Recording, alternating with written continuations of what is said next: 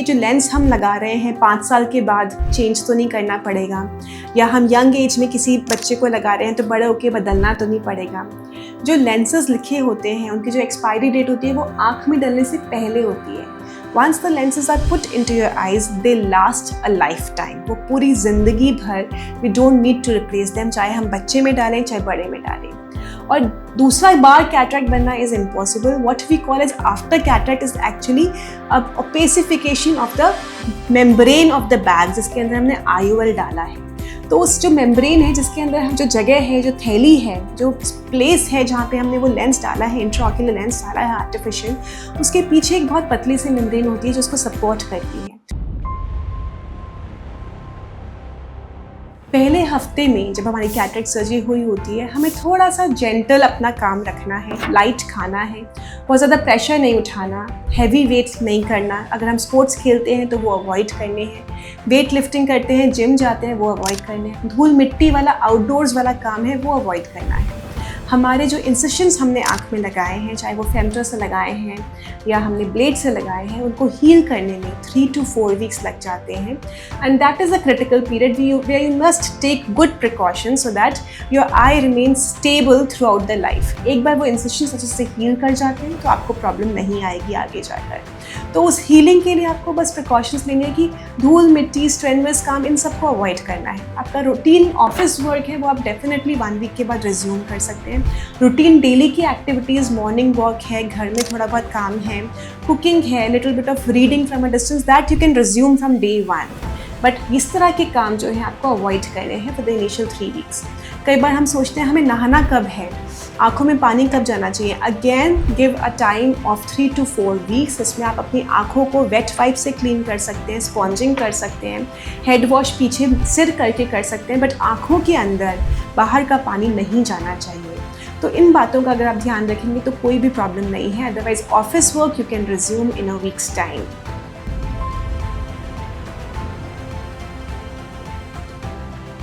हमारे पास नई सर्जरी है जिसको हम फ्लैक्स कहते हैं, which is femto laser assisted cataract surgery. इसके अंदर हम ब्लेड्स नहीं यूज़ करते आपके इंसिशंस बनाने के लिए, और आपका जो कैप्सुलोरेक्सिस है, जो लेंस का जो कैप्सूल है, उसको काटने के लिए भी मशीन, फेमटो मशीन अपना आप वो करती है।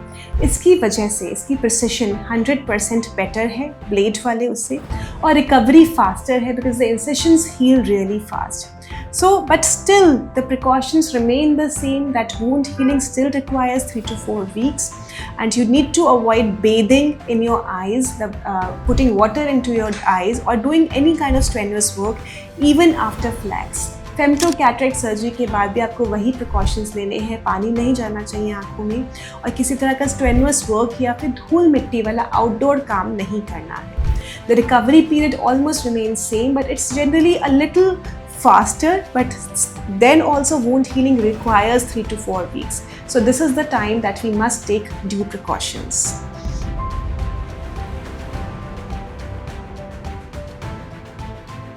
कई बार हम पूछते हैं कि ये जो लेंस हम लगा रहे हैं 5 साल के बाद चेंज तो नहीं करना पड़ेगा, या हम यंग एज में किसी बच्चे को लगा रहे हैं तो बड़े होके बदलना तो नहीं पड़ेगा।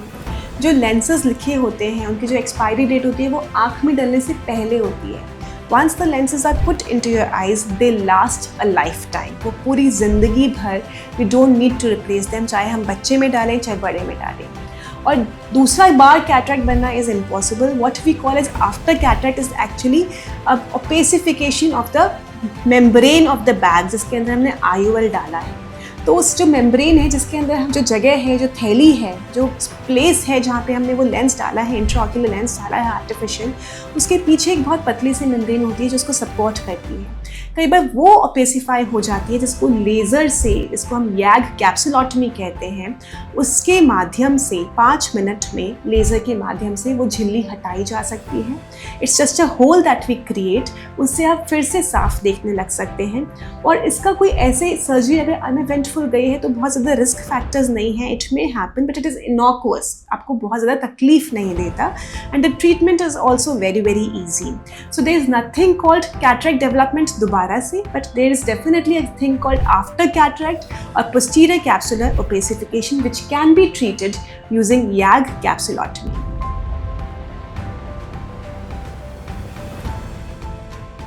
तो हमें लगता है कि कैटरेक्ट सर्जरी तो हम करा रहे हैं बट चश्मा उसके बाद लगेगा कि नहीं. So these days cataract surgery is really precise in the sense कि हम सर्जरी से पहले ही डिसाइड कर सकते हैं व्हाट काइंड ऑफ ग्लासेस और no glasses you want to go for. So हमारे maximum patients 70% of the patients we aim for no glasses. इसका मतलब सर्जरी के बाद आपको चश्मे की ज़रूरत बिल्कुल भी नहीं है. पतला चश्मा, मोटा चश्मा, थिक चश्मा, प्रोग्रेसिव लेंसेज, ये सब सर्जरी से पहले की हम बात करते हैं. So we have lenses called trifocal lenses जो आपका दूर का, इंटरमीडिएट विजन और पास का, इन तीनों के लिए इफ़ेक्टिव है. इसकी वजह से आपको चश्मा की ज़रूरत नहीं पड़ती. हो सकता है किसी सिनेरियो में आपको बहुत बारीक काम करने के लिए हम बहुत माइनर नंबर दे दें only for that purpose. Most of the times, 90% of the times, you are spectacle free after the cataract surgery if you undergo these advanced lenses. Similarly, एक advanced monofocal होते हैं जिसमें दूर का और intermediate साफ दिखता है पर पास के लिए चश्मा लगाना पड़ता है. और एक तरह के lenses होते हैं distance vision के लिए, which are called monofocal lenses. With that, you need near glasses, which are around +3 in power, which are moderately thick. वो पास का काम करने हुए आपको लगाना पड़ेगा. ये सब बातें आपसे डिस्कस की जाती हैं सर्जरी से पहले and it is your choice and your eligibility. आप करवा पाएंगे कि नहीं करवा पाएंगे सर्जरी के टाइम पे डॉक्टर डिसाइड करता है. आपसे पहले डिस्कस किया जाता है और तभी सर्जरी होती है. But 70% of the times we prefer to go for refractive correction where we give you 0 glasses after the surgery.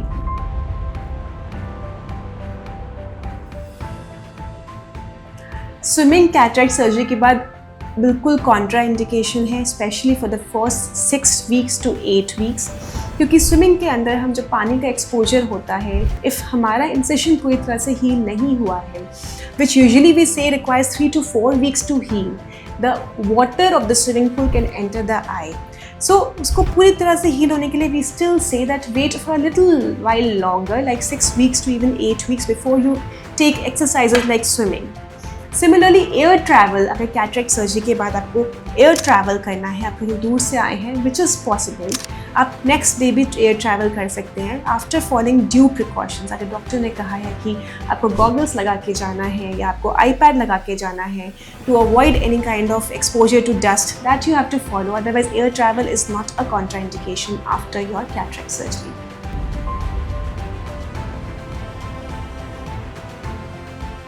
So cataract surgery बिल्कुल पेनफुल नहीं है.